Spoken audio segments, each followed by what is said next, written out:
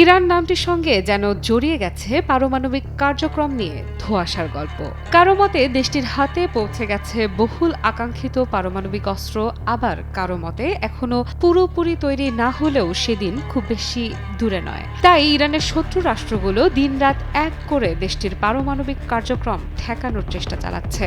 এরই মাঝে ইরানের পরমাণু ইস্যুতে মন্তব্য করলেন আন্তর্জাতিক পারমাণবিক শক্তি সংস্থা বা IAEA এর মহাপরিচালক রাফায়েল গ্রসি। তার মতে বহুল আলোচিত joint comprehensive plan of action বা JCPOA একটি ফাঁকা কলস। এটি পুরনো হয়ে গেছে। এখন একটি নতুন চুক্তির কাঠামো প্রয়োজন ইরানের জন্য।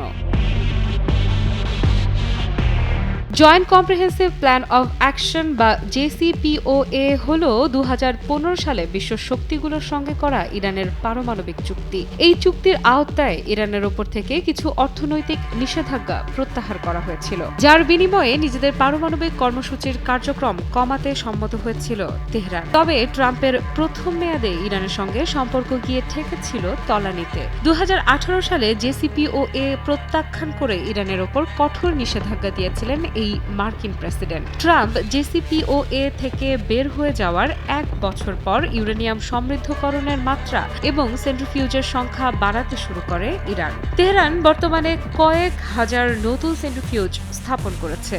দেশটি এখন 60% পর্যন্ত ইউরেনিয়াম সমৃদ্ধ করছে। পারমাণবিক বোমা তৈরির জন্য ইউরেনিয়াম সমৃদ্ধির মাত্রা 90% বেশি হতে হয়। সে হিসেবে দেশটি পারমাণবিক বোমা তৈরি থেকে প্রযুক্তিগতভাবে সামান্য দূরে রয়েছে।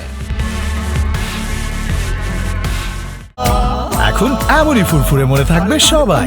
বসুন্ধরা টয়লেট্রিজ, ফুরফুরে মন সারাক্ষণ।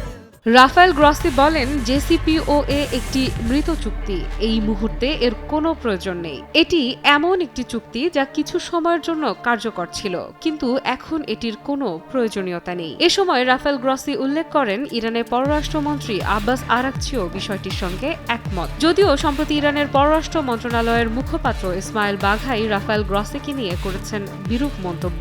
তিনি বলেন, ইরানের পরমাণু কর্মসূচির শান্তিপূর্ণ কার্যক্রম নিয়ে কোনো সন্দেহের অবকাশ নেই। ইরানের পারমাণবিক কর্মসূচি সম্পূর্ণরূপে দেশের প্রযুক্তিগত ও শিল্প কৌশলগত চাহিদার ভিত্তিতে পরিচালিত হয় এবং এটি অস্ত্র বিস্তার রোধ চুক্তি NPT ও আন্তর্জাতিক পরিদর্শন সংস্থার সুরক্ষা চুক্তির অধীনে সম্পূর্ণ আইনসম্মতভাবে পরিচালিত হচ্ছে। রাফায়েল গ্রসি শুধু প্রযুক্তিগত বিষয়েই কথা বললে মঙ্গল, রাজনৈতিক বিষয়ে তার মন্তব্য করা থেকে বিরত থাকাই ভালো। আফরিদা ইফরাত, নিউজ 24।